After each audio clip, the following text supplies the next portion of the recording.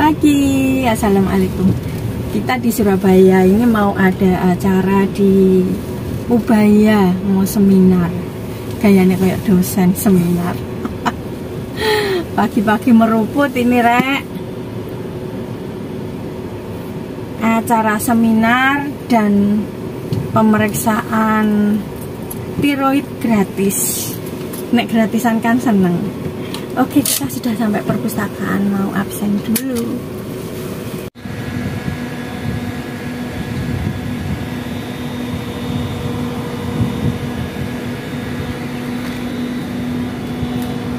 Sampai di parkiran, kita menuju perpustakaan. Tempatnya di lantai 5. Bismillahirrahmanirrahim. Sehat, sehat, sehat, kuat.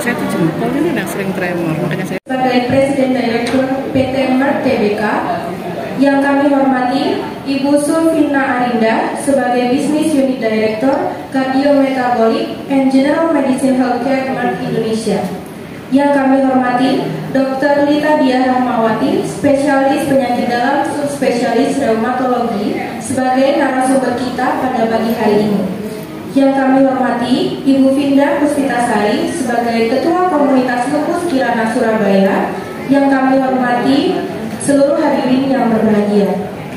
Pada gangguan tiroid dalam keadaan sehat dan tanpa kekurangan suatu apapun. Acara hari ini ya boleh jadi berkat kerjasama dan bantuan dari beberapa pihak.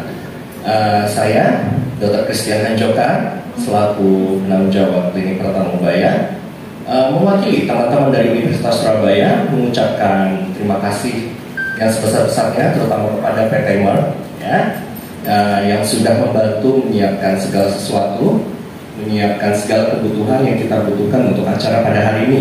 Lupus Kirana Surabaya, terima kasih atas kehadiran dan partisipasinya.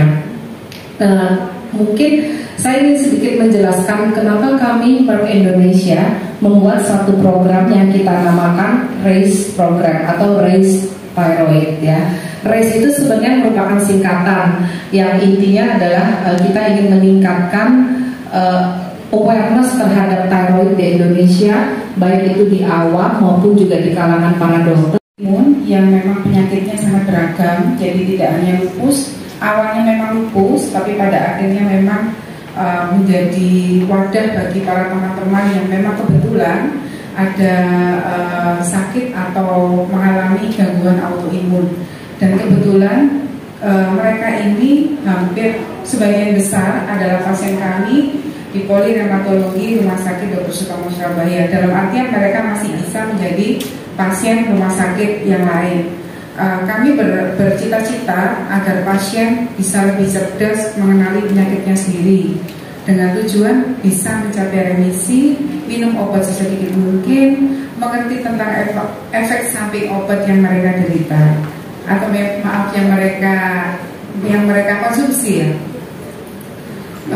Kemudian mengenai tiroid ya, jadi saya sering sekali mendapatkan rujukan dari divisi endokrin bahwa tiroid ini bisa menyusup secara perlahan-lahan pada seseorang yang mempunyai sakit autoimun.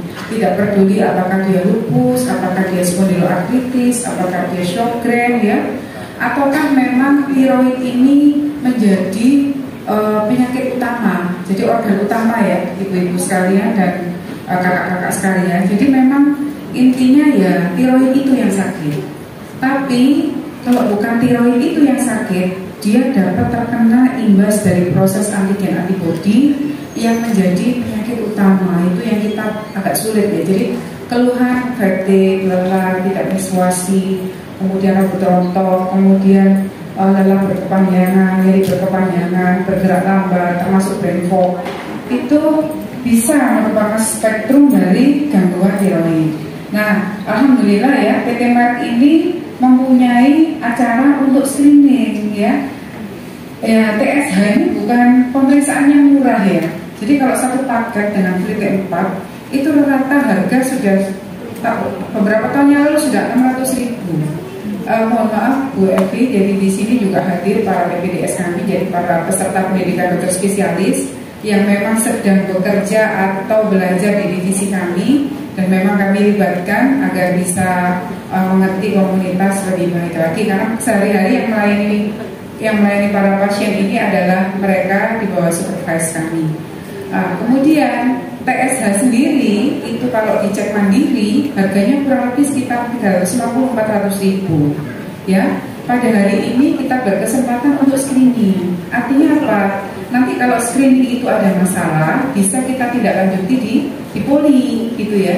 Jadi mungkin nanti barangkali PT Merck bisa membantu nextnya, mungkin kami bisa menghimpun pasien-pasien lebih banyak lagi, karena kemungkinan nanti bisa kita siapkan dalam rangka memperingati hari-hari yang memang harusnya pasien autoimun itu bisa lebih mengerti bagaimana sih seharusnya badan mereka. Baik, saya akan bicara sebentar tentang tiroid, jadi dinikmati saja karena jarang-jarang ya kita ini dapat fasilitas seperti ini. Terima kasih Ubaya, terima kasih Dok. Kami sudah mendapatkan fasilitas tempat yang sangat nyaman.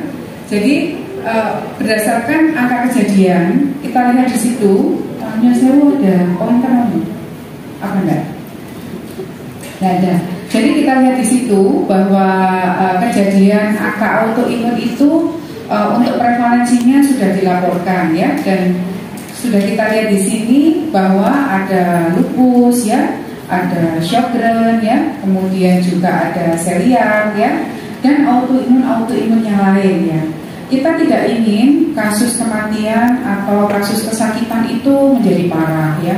Salah satu di antaranya kemarin saya juga mengundang Geraha Kuku Lamongan. Mengapa? Area Lamongan itu termasuk area yang penyakitnya sulit-sulit ya.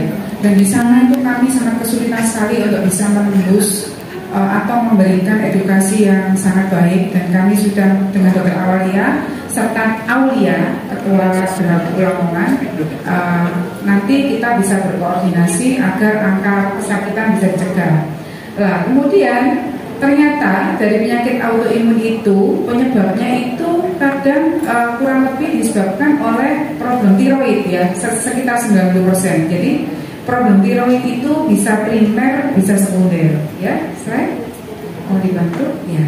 Kemudian gangguan tiroid itu sebetulnya bisa terjadi secara umum, meskipun anak kecil ya, kita lihat, meskipun puber ya, kemudian pada saat hamil ya, kemudian pada saat menopause ya, kemudian pada saat terjadinya sakit-sakit atau gangguan yang lain seperti pada usia tua ya.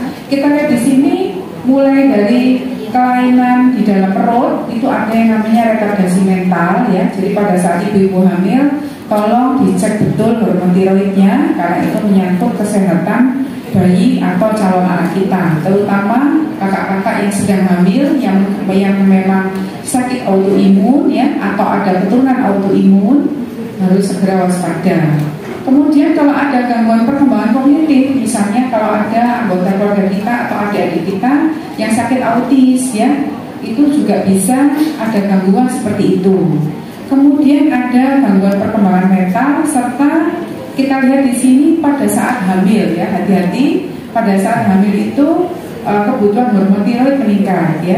Jadi kalau memang dia itu asupan dari tiroid atau iodinnya kurang, maka bisa timbul macam-macam ya. Saya lihat pada beberapa pasien, tidak semua itu awalnya sakit RA, rheumatoid, lama-lama kok timbul nodul di tiroidnya ya. Setelah kita cek ternyata ada pembesaran kelenjar tiroid ya, atau tiroid nodul ya. Salam multifoto.